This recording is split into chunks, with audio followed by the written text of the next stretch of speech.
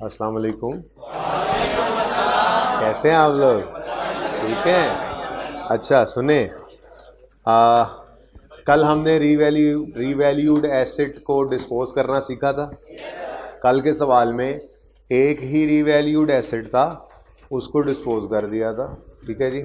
आज हम क्वेश्चन देखेंगे जिस क्वेश्चन के अंदर मल्टीपल एसेट्स होंगे, सब के सब रीवैल्यू होंगे, उनमें से कुछ बिक जाएंगे और कुछ को हम अपने पास रख रहे होंगे। ठीक है जी। क्वेश्चन नंबर 2 है आपके सामने कल वाले लेक्चर का। Umar limited uses the revaluation model for subsequent measurement of its property, plant and equipment, and has a policy of revaluing its assets on an annual basis using the net replacement value method। भाई ये method से परेशान ना हो, ये वही method है जो हम कर रहे हैं रिवैल्यूएशन का। नेट रिप्लेसमेंट वैल्यू मेथड इसी को कहते हैं कि हम एलिमिनेट कर देते हैं डेप्रिसिएशन को ट्रांसफर वाली एंट्री। ओके, अच्छा। Following information pertains to UL's buildings. 10 buildings were acquired in same vicinity। Underline कर लें सेम विसिनिटी को।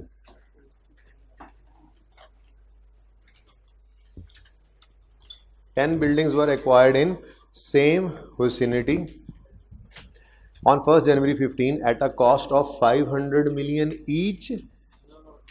ईच नहीं लिखा हुआ, यानी अगर इसके अलावा कोई बेसिस ना दी ना उसने कि हर बिल्डिंग की कॉस्ट अलग अलग कितनी है, तो सेम विसिनिटी से ही अंदाज़ा लगाएंगे कि 500 मिलियन की 10 बिल्डिंग्स खरीदी हैं तो एक बिल्डिंग की कितनी कॉस्ट होगी? 50 मिलियन। ठीक है। अच्छा, the useful life of building on the date of acquisition was 10 years। ये पॉइंट 2 में यूएल कर लें, एल को। असल में नीचे वाला सवाल मिलता जुलता ही है तो ये एडजस्टमेंट सेम उठा के ऐसी लिखी गई है, तो एल को यूएल कर लें पॉइंट 2 में। UL depreciates buildings on the straight line basis over their useful life।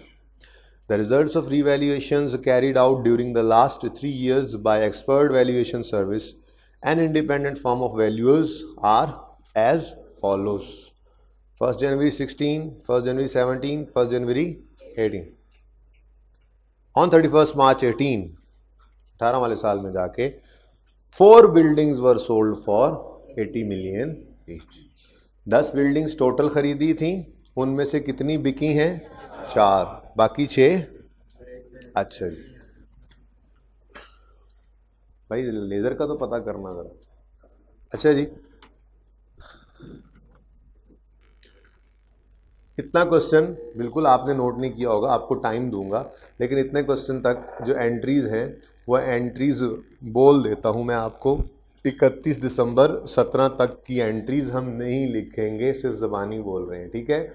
और ईयर एंड 18 की एंट्रीज मैं सारी की सारी आपके सामने प्रेजेंट करूंगा। ओके, ठीक है। चलो, अच्छा जी, 1 जनवरी 15 को एसेट खरीदा 500 का, एंट्री बनी asset debit cash credit. Numbering कर लेते हैं ना एंट्रीज की। ठीक है जी, आप घर पे ही एंट्रीज कर लीजिएगा अगर आप कंफर्टेबल ना फील कर रहे हो तो। ठीक है, बल्कि बेहतर है कि आप ये एंट्रीज कीजिएगा घर पे जाके। ठीक है, मैं यहाँ नंबरिंग कर रहा हूँ, कल नंबरिंग की थी हमने थोड़ी सी। चले, ये एंट्री है पहली, बिल्डिंग्स डेबिट कैश क्रेडिट, और ये है depreciation debit accumulated depreciation credit. ठीक हो गया जी, पहला साल ख़त्म। दूसरा साल 16 का शुरू हुआ, साल के पहले दिन क्या हो रहा है? रिवैल्यूएशन की 2 एंट्रीज होती हैं, पहली यहाँ नज़र नहीं आती, तो पहली एंट्री ट्रांसफ़र की accumulated depreciation debit buildings credit 50 से, देन एसेट डेबिट, साल बदल गया, कलर बदल लेते हैं, asset debit revaluation surplus credit.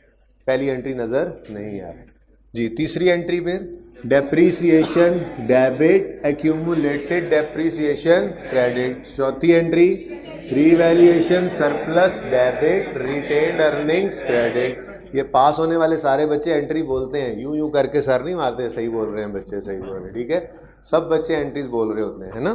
Okay, जी 16 का साल एंड हो गया, 17 आया, 17 में फिर रीवैल्यूएशन हो रही है। रीवैल्यूएशन साल के पहले दिन है।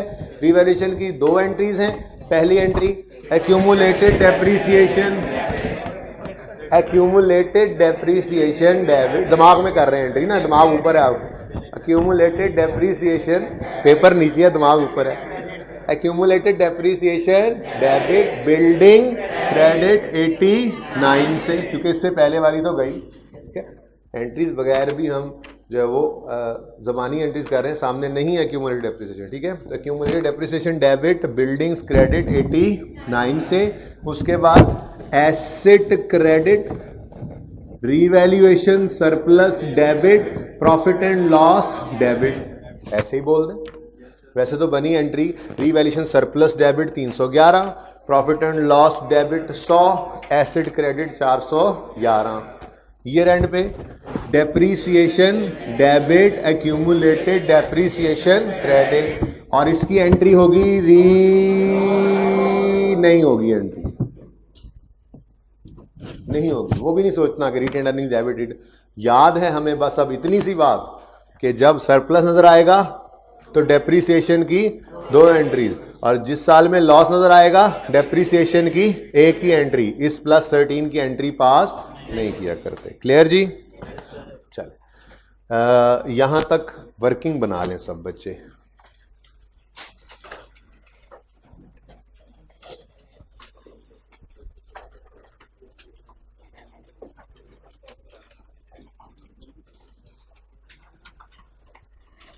जो कल टेस्ट ना दे वो परसों क्लास में ना आए, ठीक है जी? और परसों इंशाल्लाह मैं mid of the year evaluation भी करवा दूंगा क्लास के अंदर, तो अच्छा नुकसान होगा उसका।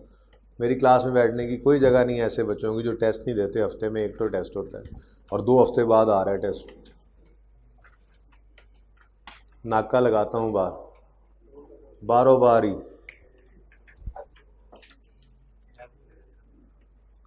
टेस्ट दिए बगैर क्लास में नहीं आएंगे आप लोग।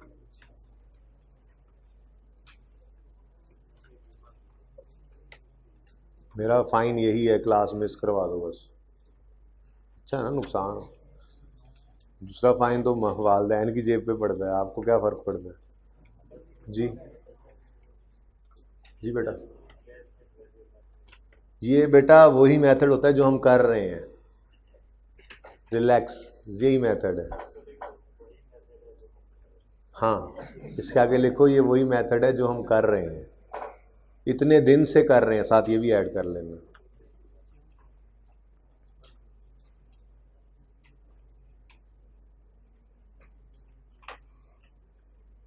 जाया ना हो जाना ऐसे मेरे हाथ, खामा खाम।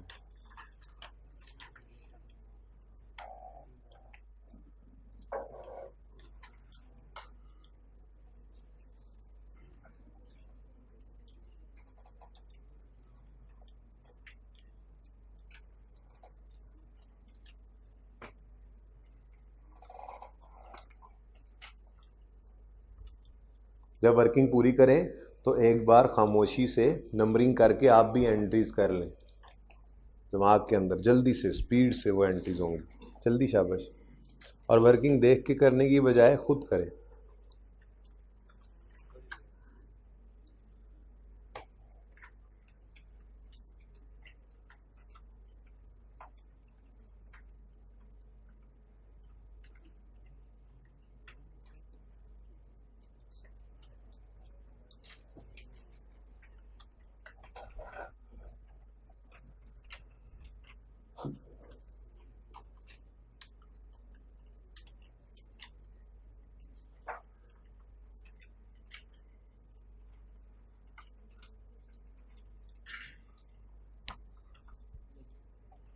ठीक है, वापस ले लेना मुझसे, वापस ले लेना मुझसे।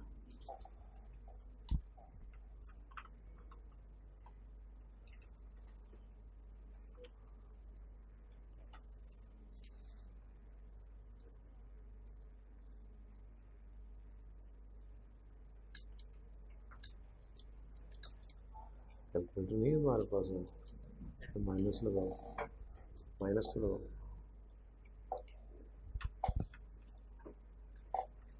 सही है, माइंड तेज होता है, अच्छी बात है, तो शक तो लो साहब।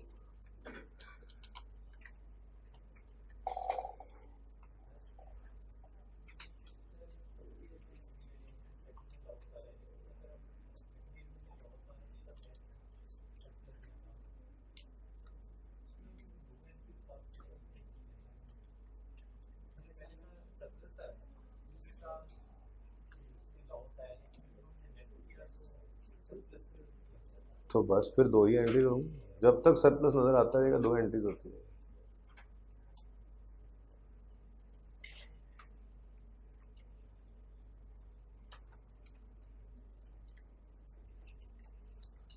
वर्किंग हो गई, हाथ खड़ा कर दें जी, करें बाकी भी। आपको क्या लगा ये मिटाना भूल गए हैं आप? इतना काम करके बैठ जाते, वेले एक बातें करते रहे बैठ के आप।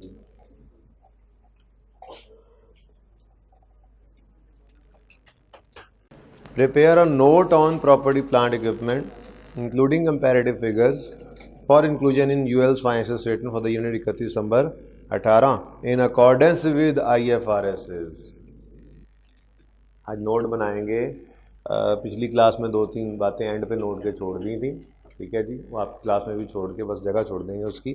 तफसील से नोट बनेगा, तसल्ली से देखिएगा चीज़ों को। डिस्पोजल स्मैथ आज ये 18 का साल होगा, 17 में नहीं होगा। अच्छा, अब जर्नल एंट्रीज रिक्वायर्ड नहीं है, लेकिन 18 के साल की जर्नल एंट्रीज मैं आपके सामने फिर भी कर रहा हूँ। उसकी वजह यह है कि 18 के साल में डिस्पोजल है, और डिस्पोजल भी 10 में से 4 एसेट्स का है, ठीक है जी। ओके जी, 18 का साल शुरू कर रहे हैं अब। तैयार हैं सब जी? 18 में क्या हुआ? साल के पहले दिन रीवैल्यूएशन हुई, तो एक लाइन छोड़कर रीवैल्यूड अमाउंट लिखा करते हैं हम जी। रीवैल्यूड अमाउंट कितनी है? 600। तो 338 का रीवैल्यूएशन सरप्लस आ गया।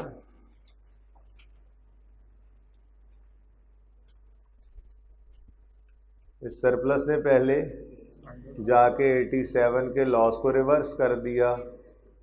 लॉस यहाँ पे नील हो गया, बकाया 251 का सरप्लस रीवैल्यूएशन का रिकॉर्ड कर लिया हमने, ठीक है जी। हो गई रीवैल्यूएशन। रीवैल्यूएशन के दिन कितनी एंट्रीज करेंगे? 2। यकम जनवरी 18 पे बोले accumulated depreciation debit, buildings account credit कितने से? लास्ट पढ़ी ही होगी, एक ही पढ़ी होगी, 38 की डेप्रीसिएशन। उसके बाद रीवैल्यूएशन सरप्लस है, तो बिल्डिंग डेबिट रीवैल्यूएशन। चले बिल्डिंग कितने से डेबिट? 1 बाय 1। बिल्डिंग डेबिट 338 से, रीवैल्यूएशन तरतीब से लिखते जाते हैं। सरप्लस क्रेडिट 251 से था ये बैलेंसिंग, और profit and loss account 87।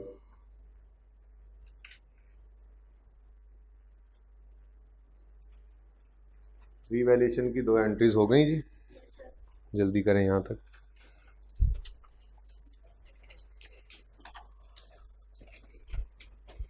General entries करनी है अब हमने इस साल की, इसलिए वर्किंग में रिवैल्यूएशन निकाल के जनरल एंट्रीज करें जल्दी से।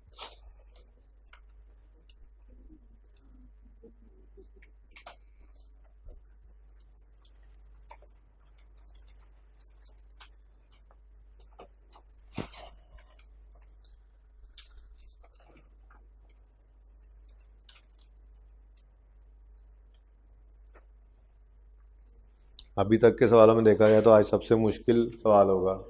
वैसे तो आसान ही है, इतना ये भी मुश्किल नहीं है, लेकिन बच्चों की छुट्टी करने की समझ नहीं आई आज। है कुछ बच्चे, 10-12 बच्चे शॉर्ट हैं।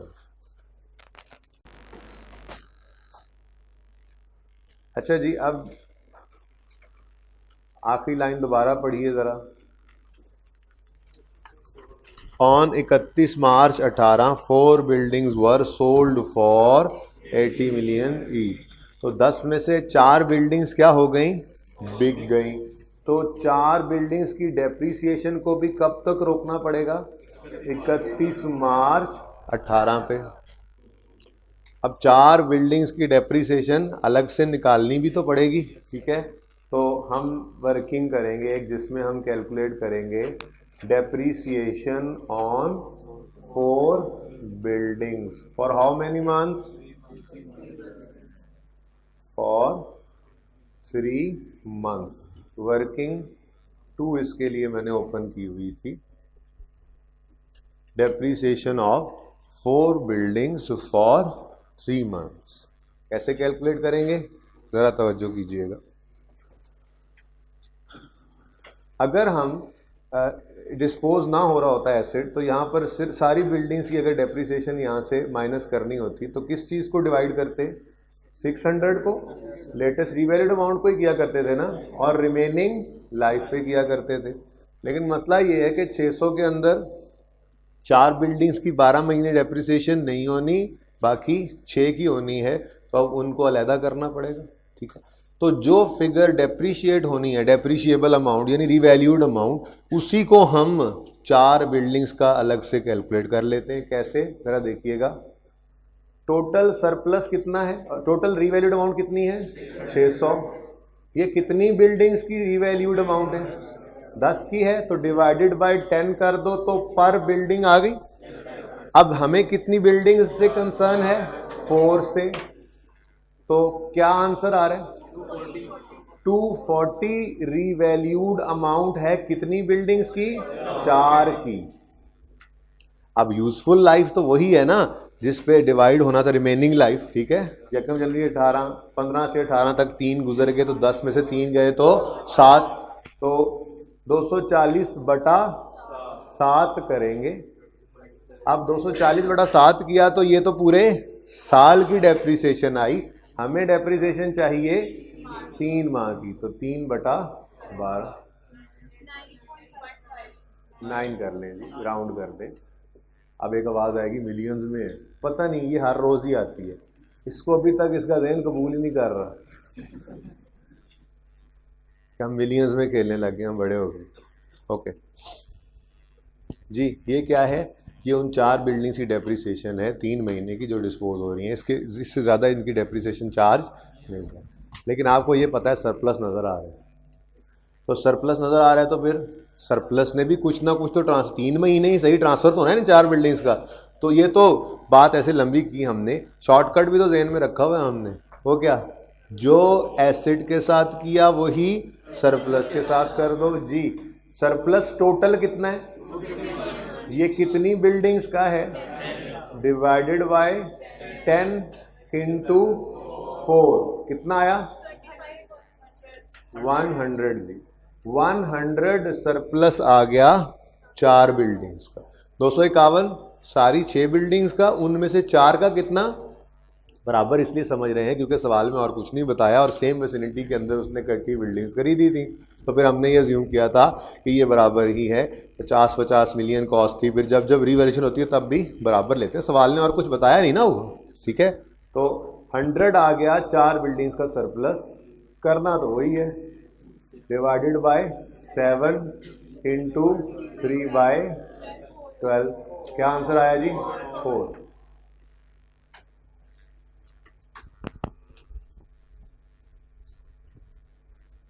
डेप्रीसिएशन ऑन, जगह तंग है और ये नीचे चला गया थोड़ा सा जी।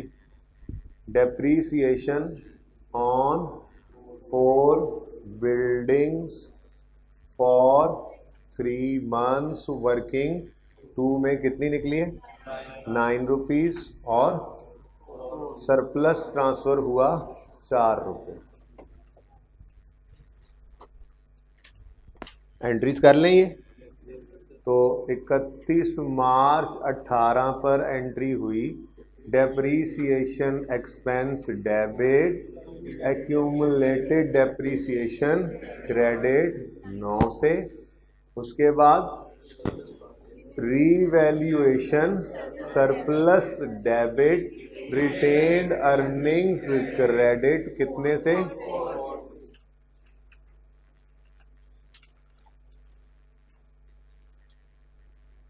ठीक है बेटा, आपको याद आ रहा होगा जब एसेट डिस्पोज किया करते थे तो जितने महीने इस साल में चल रहे हैं पहले वो डेप्रिसिएशन चार्ज होती थी, डेप्रिसिएशन एक्सपेंस में ऐड भी होती थी, फिर टोटल डेप्रिसिएशन हम एक्यूमुलेटेड डेप्रिसिएशन में से निकाला करते थे। तो ये 3 महीने की डेप्रिसिएशन चार्ज ही की है। यहाँ तक कोई मसला? जल्दी से ये काम करें, एंट्रीज भी करें, सर नीचे करके करें ज़रा। कल वाला लेक्चर जब हमने 3 महीने की डेप्रिसिएशन चार्ज कर ली थी तो बकाया जो बुक वैल्यू बची थी वो बुक वैल्यू वहाँ से माइनस कर दी थी सारे की सारी, और एसेट भी ज़ीरो हो गया था, सरप्लस भी ज़ीरो हो गया था। उसकी वजह क्या थी? एक ही एसेट था, वो 3 महीने डेप्रिशिएट हुआ, जो बकाया बुक वैल्यू थी वो भी फिर डिस्पोज हो गई, कॉस्ट और एक्यूमुलेशन नेट करके हमने देखा था, ऐसे ही हुआ था। फिर आपको होमवर्क में जो क्वेश्चन दिया था उसमें भी ऐसे ही था, शायद 5 महीने डेप्रिशिएट होने के बाद बकाया बुक वैल्यू हमने माइनस कर दी थी और हमारी वर्किंग में सब कुछ निल हो गया था। तो आज भी ऐसा ही करेंगे। आज हम 600 में से 9 निकालेंगे, 591 को माइनस करके यहाँ पे 0 कर देंगे, है ना? मुमकिन नहीं है। आज मसला ये है कि 10 बिल्डिंग्स की ये वर्किंग चल रही है जिनमें से सिर्फ 4 बिल्डिंग्स बिकी हैं, तो यहाँ से माइनस जो बकाया बुक वैल्यू है वो सिर्फ 4 बिल्डिंग्स की ही होनी है। ठीक है, यानी 240 ने माइनस होना है। फिगर कौन सी निकलनी है? 9 तो निकल गया है, मजीद 231 की फिगर पे पहुंचना है, वो माइनस होनी चाहिए। मैंने पहले ही बता दिया आपको। चलें छोड़ें इस बात को। आपको बुक वैल्यू का फॉर्मूला आता है? WDV कैसे निकलती है जी? कॉस्ट माइनस एक्यूमुलेटेड डेप्रिसिएशन, ये बराबर होती है बुक वैल्यू के WDV के। ठीक है, अच्छा, अब ये तो वो नॉर्मल सर्कमस्टांसेस हैं जो बचपन में हमने देखे थे। कॉस्ट में से एक्यूमुलेटेड डेप्रिसिएशन माइनस करनी है, और एक्यूमुलेटेड डेप्रिसिएशन भी डेट ऑफ परचेज से डेट ऑफ सेल तक की। ठीक है जी, सही है। लेकिन एसेट रीवैल्यू हो चुका है, आपको पता है, तो कॉस्ट तो यहाँ पे बची नहीं, बल्कि इसकी जगह लेटेस्ट रीवैल्यूड अमाउंट आ रही है। ठीक है जी, और डेट ऑफ परचेज की बजाय डेट ऑफ लेटेस्ट रीवैल्यूएशन आ रही है। तो ये थोड़ा सा डिफरेंस आ गया बस, और तो कुछ नहीं। लेटेस्ट रीवैल्यूड अमाउंट 600 नहीं जी, 240। उसकी वजह WDV 4 बिल्डिंग्स की निकाल रहे हैं, यानी जो डिस्पोजल है, जो डिस्पोज हो रही हैं बिल्डिंग्स, उनकी WDV निकालनी है। तो उन्हीं की कॉस्ट में से उन्हीं की डेप्रिसिएशन माइनस करके उनकी WDV निकालने लगे हैं। तो 240 कहाँ से आया? ये 600/10 × 4 किया था तो क्या आया था? मैंने कहा था ये आगे यूज हो जाएगा। तो ये रीवैल्यूड अमाउंट किसकी है? 4 बिल्डिंग्स की जो बिकने जा रही हैं। अच्छा जी, डेट ऑफ लेटेस्ट रीवैल्यूएशन क्या है? 1 जनवरी 18। डेट ऑफ सेल क्या है? 31 मार्च 18। इसका मतलब यहाँ पे मैक्सिमम कितने महीने की डेप्रिसिएशन पड़ी है? 3 की। वही तो हमने यहाँ पे कैलकुलेट किया 9। देखो ये सामने पड़ी हुई, तो -9। Answer is 231। 231 तो मैंने पहले ही आपको बता दिया था। ठीक है, जब 4 बिल्डिंग्स बिक गई हैं, 600 में से इनसे रिलेटेड 240 है, तो वो 240 माइनस होना था। इकट्ठा क्यों नहीं किया? 9 रुपए डेप्रिसिएशन के थ्रू चार्ज हुआ, बकाया डिस्पोजल से निकलता है। ठीक है, तो 231। ओके, अगला मसला तो आपको पता ही है क्या? देखें, अगर 240 की रीवैल्यूड अमाउंट में से नॉन डेप्रिशिएट हुआ 231 रहता है, तो ऐसे ही 100 के सरप्लस में से भी अभी सिर्फ 4 का ट्रांसफर हुआ है, बकाया ट्रांसफर होना बाकी है। तो उसकी फिगर कैसे निकलेगी? बिल्कुल वही 100, सेम वही ट्रीटमेंट करना होता है। 100 माइनस 4 इज इक्वल टू 96।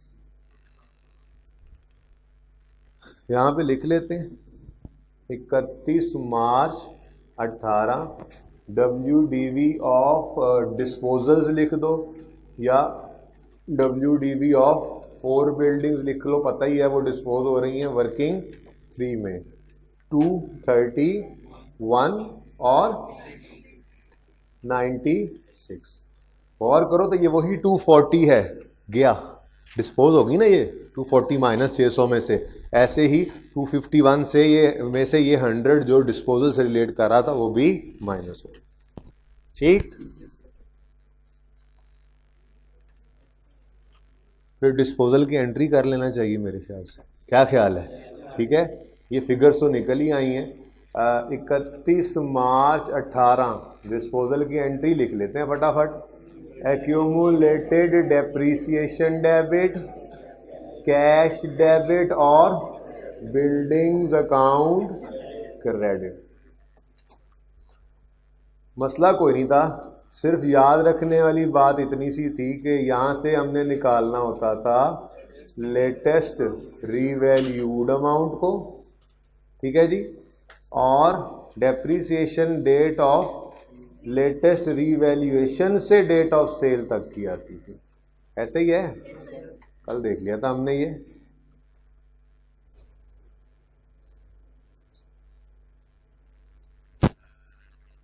तो बताएं जी लेटेस्ट रीवैल्यूड अमाउंट कितनी है? सामने गिवन है 241।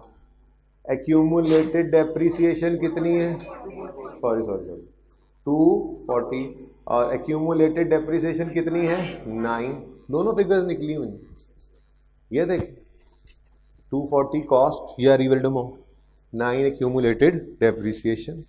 ठीक है जी, इसीलिए तो 231 से वो वर्किंग के अंदर ऐसे ही करते थे ना, यहाँ अलग अलग वर्किंग के अंदर नेट होके माइनस हो रहा था, कल ऐसे ही किया था ना। ओके, कैश 80 ईच है जी, तो 4 बिल्डिंग्स बिकी तो 320 रुपया जी, 89 गेन आ गया प्रॉफिट एंड लॉस अकाउंट में, बैलेंसिंग फिगर। अगली बार किसी को याद है जी? सरप्लस का साल है, डेप्रीसिएशन की भी 2 एंट्रीज थी, ऐसे ही ट्रांसफर इसकी डिस्पोजल के वक्त भी 2 एंट्रीज। उसकी वजह आपको बताई तो है, 96 रह गया था, यहाँ पे वर्किंग में माइनस लिखा है ना, ये एंट्री भी तो करनी है।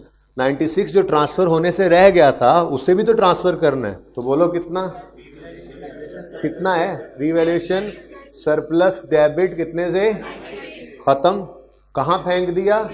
रिटेन अर्निंग्स में 96 से जी। यहां तक कोई मसला? डिस्पोजल की एंट्री जल्दी से पोस्ट करें। वर्किंग तो हम कर चुके हैं, वर्किंग में भी लिख लीजिएगा ये दोनों फिगर।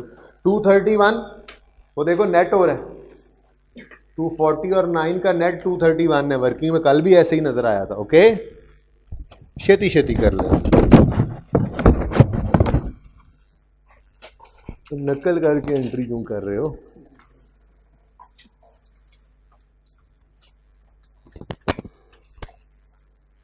हाँ सही लिखा है मैंने, ये चेक कर रहे हो? अब मत नकल करो।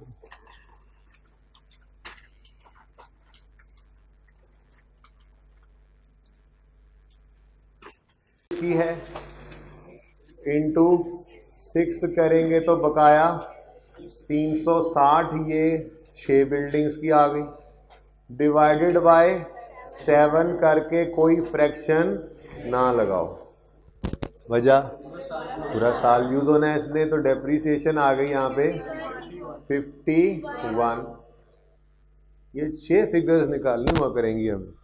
आप कहोगे अगर लॉस आ गया तो ये तो 3 निकलेंगी नहीं, बिल्कुल लॉस वाला सवाल भी आपको फिर नहीं देगा, वो मुसीबत पड़ी है उसको कि वो आपसे 6 की बजाय 3 एंट्रीज करवाए। सुन ले चले देखते हैं, एक बात दोबारा करता हूं मैं फिर जी।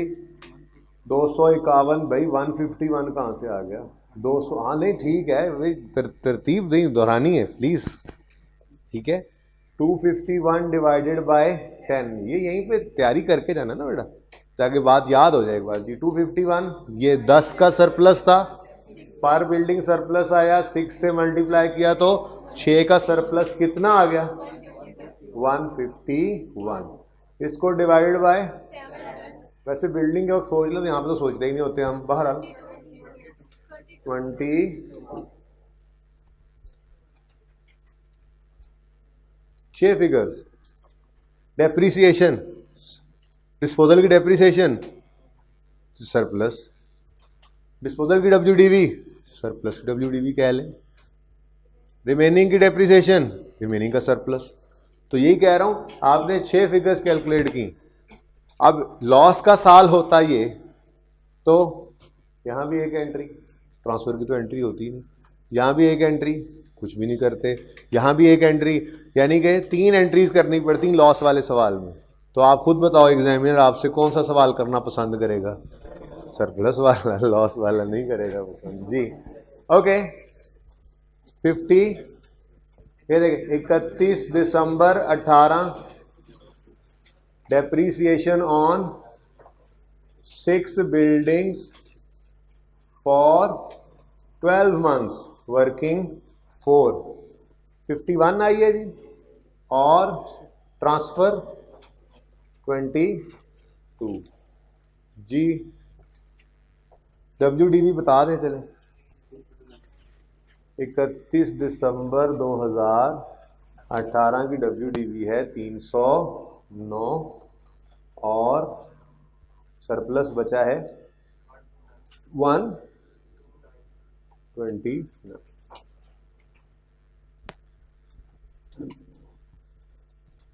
तो बस ये 2 एंट्रीज रह गई हैं जी 2 एंट्रीज रह गई 31 दिसंबर 18 पे रहती है ना एंट्री कौन सी वो बोलो नोट करी जा एंट्री ना बोली जी depreciation expense debit accumulated depreciation कितनी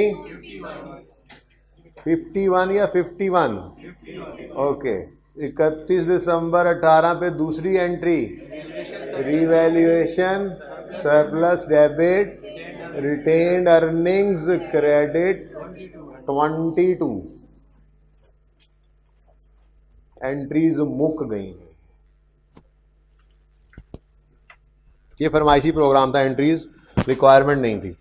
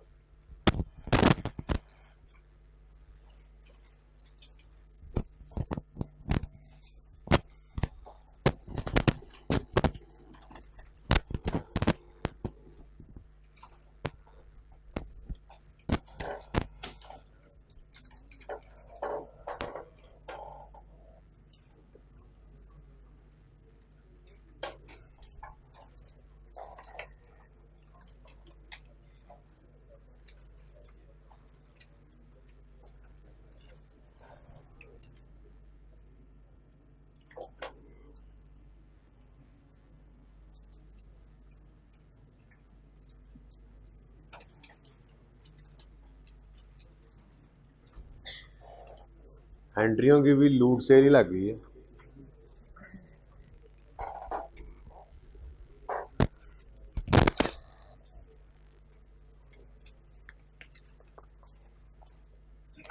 हो गया 18 के साल में पहले दिन क्या हो रहा है रिवैल्यूएशन की पहली entry accumulated depreciation debit asset credit 38 से, नजर नहीं आ रही है एंट्री, ठीक है। 18 के साल की एंट्री सारी लाल की हुई है मैंने, पहली एंट्री वर्किंग में नजर, accumulated depreciation debit asset credit, then asset debit 338, surplus credit 251 और प्रॉफिट एंड लॉस क्रेडिट 87 से। Next depreciation debit accumulated depreciation credit 9 से, surplus debit retained earnings credit 4 से।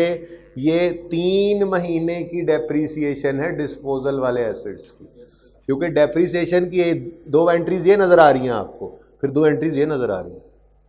ये 2 एंट्रीज हैं डिस्पोजल वाले इन एसेट्स की 3 महीने की, और ये वाली एंट्रीज हैं बकाया 6 की पूरे साल, ठीक है। ओके, तो डेप्रीसिएशन डेबिट एक्यूमुलेशन क्रेडिट 9 रुपए से, surplus debit retained earnings credit 4 रुपए से, फिर ये 231 आपको यहाँ पे नेट होके मिल रहा है, तो इसलिए मैंने इसके आगे एंट्री नंबर 5 लिखा। कैश हम प्रेजेंट नहीं करते, profit and loss account present नहीं करते, वो तो प्रॉफिट एंड लॉस में जाना होता है, तो एसेट अकाउंट और एक्यूमुलेशन अकाउंट ही होते हैं। नोट में दोनों नजर आते हैं, यानी अकाउंट्स में, और वर्किंग में वो नेट होके नजर आ रहा होता है, ठीक है। और 96 की surplus debit retained earnings credit, जो डिस्पोजल से रिलेटेड सरप्लस था वो भी सारा उठा के रियलाइज कर लिया, रिटेन्ड अर्निंग में फेंक दिया, ठीक है जी। लास्ट एंट्री है depreciation debit accumulated depreciation credit कितने से, 51 से, और surplus debit retained earnings credit 22 से। क्लियर है जी? काम हो गया बैठे बैठे। अब नोट बनाते हैं, चलें जी। नोट का फॉर्मेट जल्दी से ड्रॉ कर लें। अच्छी बात है जी, आप लोगों ने यही तो फ्रॉड लगाया है, लेकिन अब आप लोग वेले बैठे हैं जिन्होंने पहले 2 नंबरी लगाई है। मैं देख रहा हूँ बच्चे कुछ कर रहे हैं, मैं कहूँ यार एंट्री कर रहे हैं, आगे पढ़ाना भी है। मैंने फ्रॉड लगाया ना, अब बुक तो मैंने तो वैसे ही बनाया हुआ था नोट। कंपैरेटिव भी शो करना, तो 18 का कंपैरेटिव क्या होता है याद रखना। IAS 16 का जब प्रॉपर्टी प्लांट इक्विपमेंट का नोट बनाने का कहे तो तब तक कंपैरेटिव नहीं देना जब तक वो खुद रिक्वायर नहीं करे, ठीक है। खुद से नहीं, ऐसे ही जो है वो आपने एफिशिएंसी नहीं मारनी, रिक्वायर करे। तो FAR 2 में टॉपिक है जिसके अंदर वो ना भी कहे तो हम कंपैरेटिव्स बनाते हैं। यहाँ पे ऐसा कोई टॉपिक नहीं, कंपैरेटिव बनाने की ज़रूरत नहीं है जब तक रिक्वायर ना करे। जब तक खुद नहीं कहेगा इंक्लूडिंग कंपैरेटिव, या कंपैरेटिव ईयर का खुद ईयर लिख के नहीं कहेगा, तब तक हमने कंपैरेटिव ईयर का नोट। क्लियर है ये बात? याद रहेगी? ओके। अच्छा जी, कल मुझे एक स्टूडेंट मिला था, उसने ये जो मैं कहता हूँ 17 का नोट बनाना है तो 17 को भूल के कहाँ आ जाओगे, 31 दिसंबर 16 पे। तो उसने ना इसको नोट का हिस्सा बनाया हुआ था, एक कॉलम यहाँ पे डाला हुआ था। तो प्लीज़ ये कॉलम नहीं है, ये बेसिकली क्या है, ये एक वर्किंग थी, आपको उसूल सिखाया था, ठीक है जी। तो ये वर्किंग को कंफ्यूज ना करें, नोट के आगे देखें लाइन लगी हुई है, नोट वो है, ये वर्किंग है। इसको नोट का उसने वो पिछला साल ही बकायदा उसने नोट की ओपनिंग सिर्फ लिखे हुए थे, नहीं ऐसा नहीं करना, ये क्या है, वर्किंग है, ठीक है जी। क्या कहा था आपको, 31 दिसंबर 16 के ऊपर आपने खड़ा होना है, टांग इधर रख लें।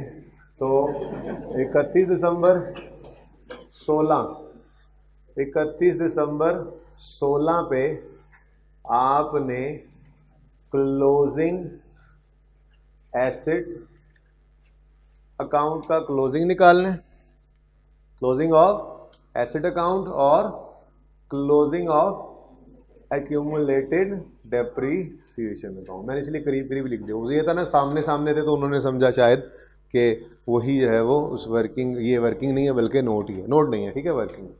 अच्छा जी, अब क्लोजिंग बैलेंस 31 दिसंबर 16 पे निकालना है, उससे 1 जनवरी 17 का ओपनिंग बनाना है, ऐसे ही है। चलो, तो 31 दिसंबर 16 पे आके आप खड़े हुए, नहीं पहुंच रहे थे, टांग रख दी सिर्फ उसके ऊपर, और 31 दिसंबर 16 पे खड़े होके आपने क्या किया, सवाल से, ये कुछ नहीं वाले, तुम्हें कुछ नहीं मिलना, आपने सवाल से सवाल किया, क्या ये एसेट 31 दिसंबर 16 बोलना इतना जरूरी है कि कल इसकी अफादीत का पता लगेगा, कल ईयर एंड रिवैल्यूएशन करनी है, ठीक है। अल्हम्दुलिल्लाह कल पहुंच गए हम revaluation end of the year पे, ठीक है। 2-3 लेक्चर्स हमारे आगे चले गए, बहरहाल पहुंच गए जी।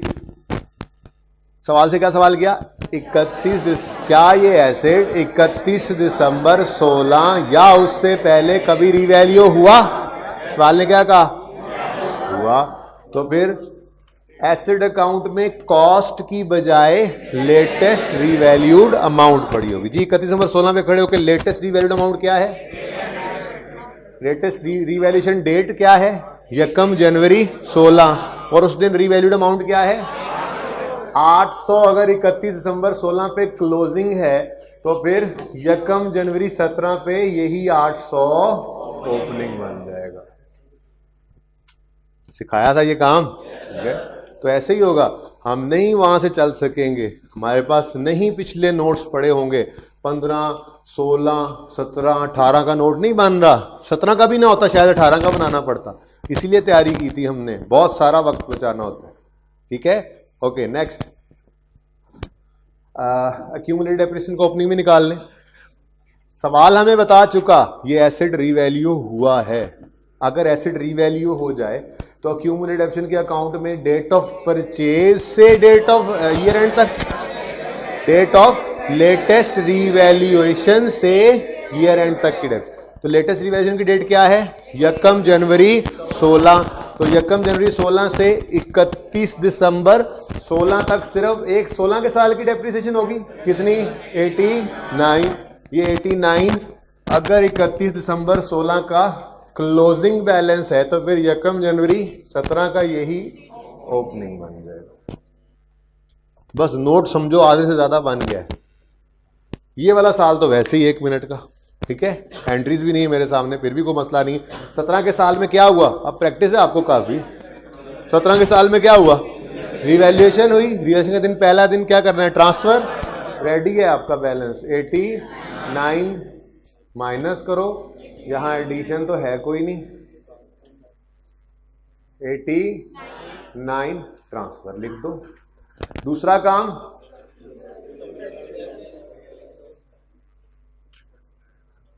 ये सबसे बड़ा मसला मेरे चैलेंज ही यही होता है, ये लाइन होनी चाहिए वैसे बोर्ड पे। ओके जी। उसके बाद सरप्लस या लॉस? जी लॉस है, टेंशन ही कोई नहीं है, लॉस है। वैसे एक फिगर आपने एसेट में से तो पूरी फिगर ही आउट हो रही है ना जी। कितना? 411 माइनस, ठीक है। आगे जी, डिस्पोजल इस साल में कोई नहीं है तो इसको कम कर लेते हैं, अगले साल में आ रहा है। डिस्पोजल 411, डिस्पोजल इस साल में नहीं है, बताएं जरा। 17 के साल में जो 1 जनवरी 17 को रिवैल्यूएशन हुई है उस पर रिवैल्यूड अमाउंट कितनी है? 300। सही जा रहे हैं, सवाल सही है।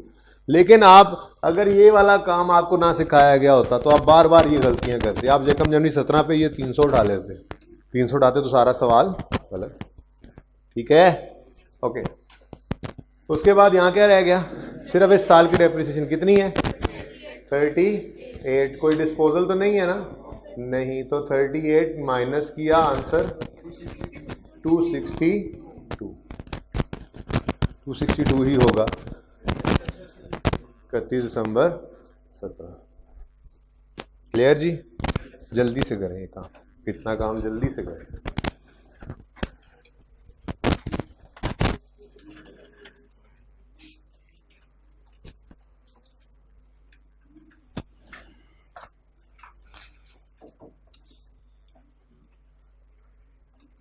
आप 31 दिसंबर 17 पे आगे खड़े होते, पूछते आखिरी रिवैल्यूएशन कब हुई, पता लगता 1 जनवरी 17 को, तो वही 300 नज़र आता क्लोजिंग, तो फिर ओपनिंग।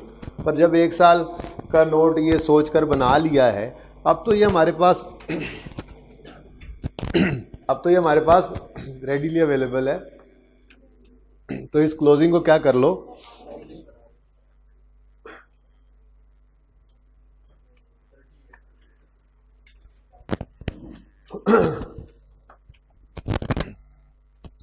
फिर 18 के साल में क्या हुआ? रिवैल्यूएशन के दिन पहला काम क्या?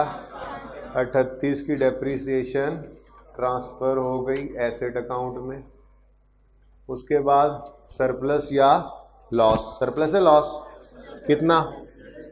जी 338, बस एक फिगर ही लिख देनी होती है हमने। ये मैंने डायरेक्ट करवाया, हालांकि एंट्रीज देख लेना तो 1 मिनट से भी जल्दी ये काम हो जाए, 1 मिनट से भी जल्दी। बहरहाल फिलहाल डायरेक्ट करते हैं, मैं बताता हूँ कैसे कह रहा हूँ, एंट्री से देख लेते तो, क्योंकि मैंने तो एंट्रीज का मोहताज भी नहीं रखना आपको। उसने नोट मांगा, देखें आज के सवाल में एंट्रीज तो नहीं रिक्वायर्ड, पर पहला सवाल है इसलिए करवाया जी। उसके बाद क्या हो रहा है, डिस्पोजल। चले डिस्पोजल, स्टेप 1, एसेट अकाउंट में से क्या निकला, 240 की रीवैल्यूड अमाउंट।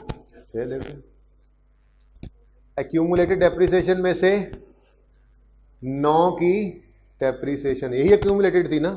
चलो अब रह कौन सी फिगर गई, सिर्फ डेप्रिसिएशन। अब इधर देखो, ये मैं बात कर रहा हूं फॉर 18 ओनली, ठीक है।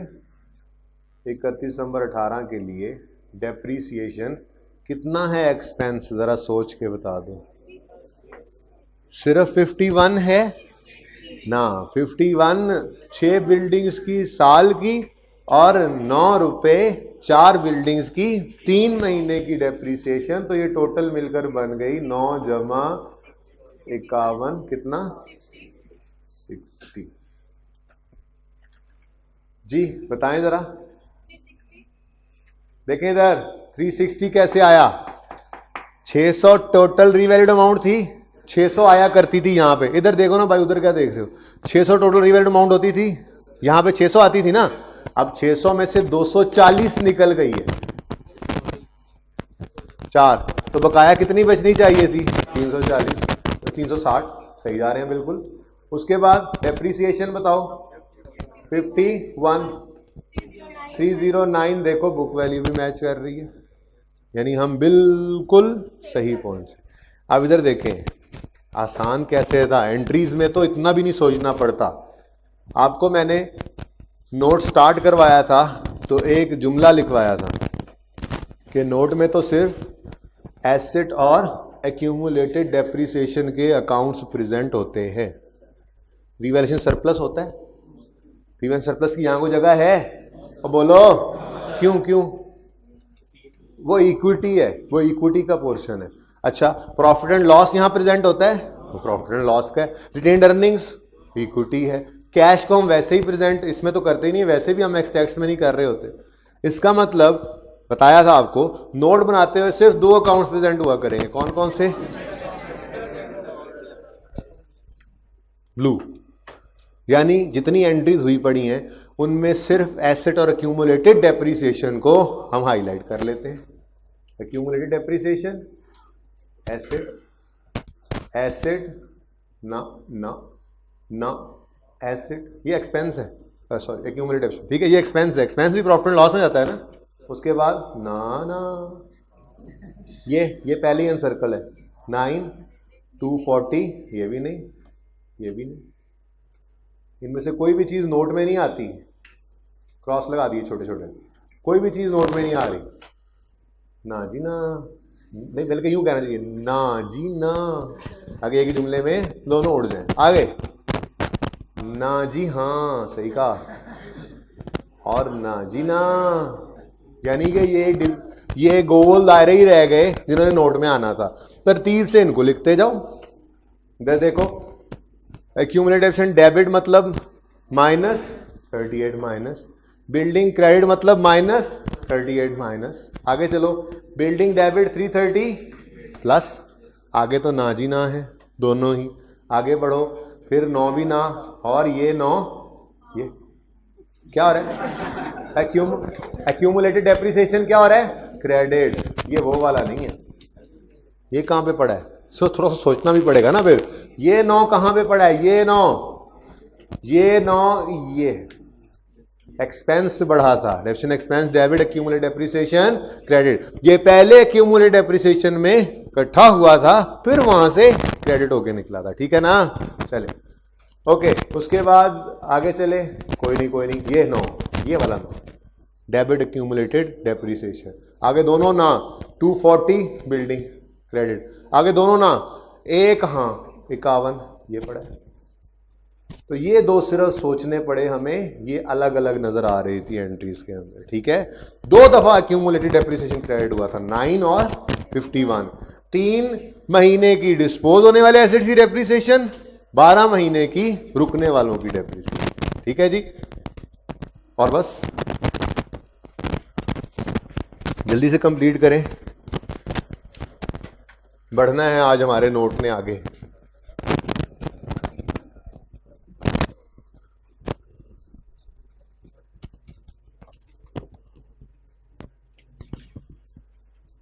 ये आपकी टांग जो हर जगह अड़ी होती है।